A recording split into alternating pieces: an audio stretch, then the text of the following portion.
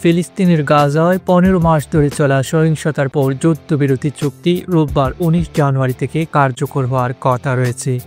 এর আগে 6 সপ্তাহের প্রাথমিক যুদ্ধবিরতি চুক্তিতে সম্মত হয় ইসরায়েল ও হামাস।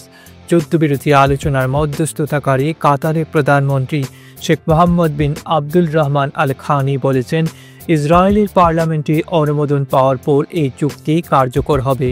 যুক্তরাষ্ট্রের প্রেসিডেন্ট জো বাইডেন বলেছেন, এই চুক্তির ফলে গাজায় লড়াই বন্ধ হবে, ফিলিস্তিনিদের জন্য মানবিক ত্রাণ সহায়তা বাড়বে এবং জিম্মিরা তাদের পরিবারের কাছে ফিরে যাবে।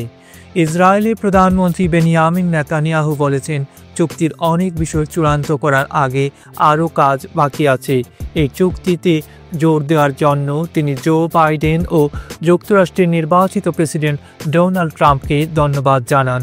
হামাস নেতা খলিল আল হাইয়া বলেছেন, ফিলিস্তিনি জনগণের প্রতিরোধের ফসল এই চুক্তি।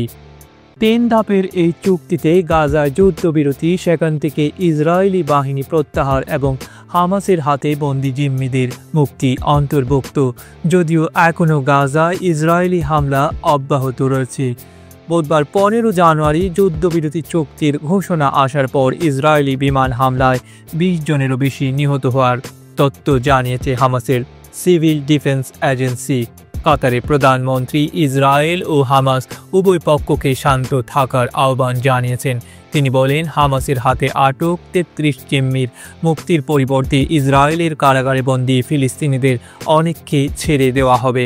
গাজার ঘনবসতিপূর্ণ আবাসিক এলাকাগুলো থেকে ইসরায়েলি বাহিনী আরও পূর্ব দিকে সরে যাবে।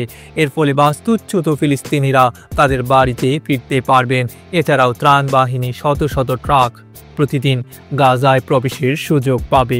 চুক্তির দ্বিতীয় ধাপের আলোচনায় স্থান পাবে বাকি জিম্মিদের মুক্তি এবং টেকসই শান্তির জন্য ইসরায়েলি সেনা প্রত্যাহারের বিষয়টি। তৃতীয় ও চূড়ান্ত ধাপে আসবে গাজার পুনর্গঠন। এর জন্য অনেক বছর লেগে যেতে পারে, তবে হামাসের হাতে আর কেউ জিম্মি থাকলে তাদের মুক্তির বিষয়টিও আলোচনায় আসবে এই ধাপে। শেখ মোহাম্মদ আল খানি বলেন, চুক্তির বিষয়গুলো চূড়ান্ত করার পর কয়েকদিনের মধ্যেই এটি সবিস্তারে জানানো হবে।